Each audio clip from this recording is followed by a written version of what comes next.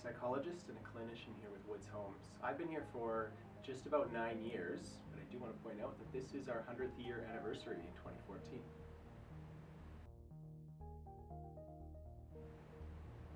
Attachment is a concept that was developed in large part during the late 1970s and early 1980s by John Bowlby, among others.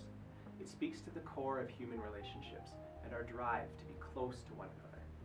Originally thought to be most relevant in infants, newer theorists have found that attachment patterns can be affected throughout most of the developmental years into adolescence and beyond.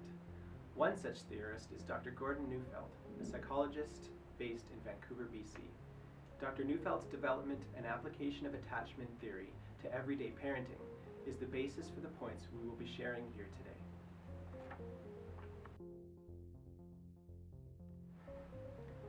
Attachment helps arrange family relationships hierarchically.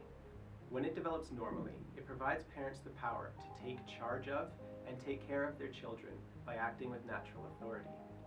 Healthy attachment renders children endearing, making adults tolerant of them and their behaviors that would otherwise push us away.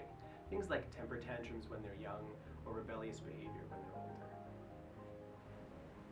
Attachment creates a sense of home with the power to provide comfort, rest, and a place of retreat. It creates a compass point for children to refer to when feeling lost. It provides the power to command children's attention and guide them and direct them, and to transmit our culture. Attachment activates proximity instincts, our children's drive to be close to us. It therefore provides the natural power to keep them close and command their loyalty. It actually evokes the desire to be good for those that the children are attached to.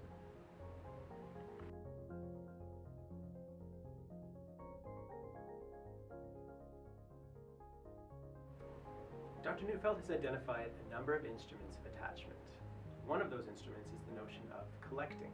This means finding a way into our younger child's face or our older child's space in a warm, friendly way. If we can collect their eyes, get a smile, or even get a nod of their head, we have collected them and oriented them to us.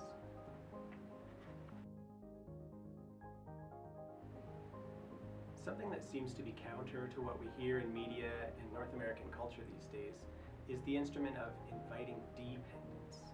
As long as children are not yet viable as separate beings, they need to be able to depend on those responsible for them.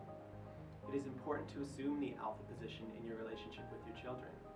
Forcing independence before a child is ready only primes them to attach to someone or something other than us. And we may not appreciate the resulting influence of that person or thing.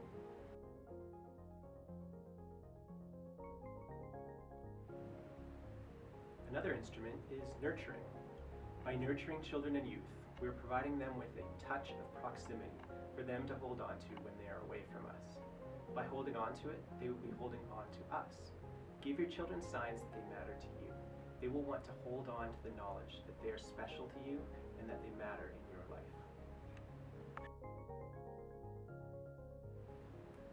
Another instrument of attachment is matchmaking. Parents can lead introductions and set the stage for other adults and our children to collect each other. Make sure your child sees you in friendly interactions with those adults and take charge of the introduction of your child to those adults. This will prime the working attachments that a child needs with people like teachers, daycare workers, or others who would be responsible for our child's care or who would require our child's attention.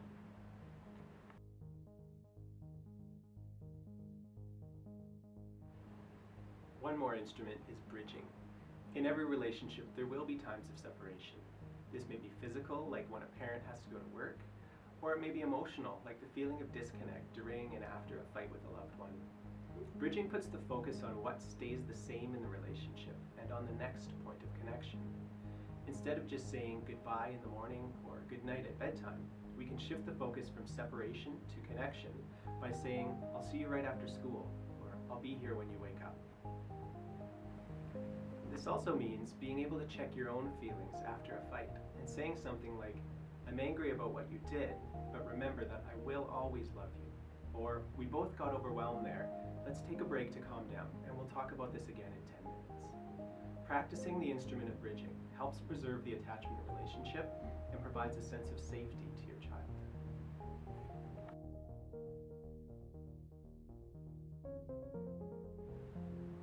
All of those instruments used together can help to prepare or reorient an attachment relationship for its normal developmental direction.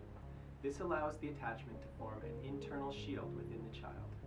That shield, when well developed and continually nurtured, can be very effective at defending our children against the myriad of possible injuries to their sense of self from things like bullies, relationship breakups, or even the loss of loved ones. We hope that this brief overview of attachment and how to foster it has been helpful. If you'd like to watch the full-length version of our recent session on this subject, please visit us at woodshomes.ca. Thanks for watching.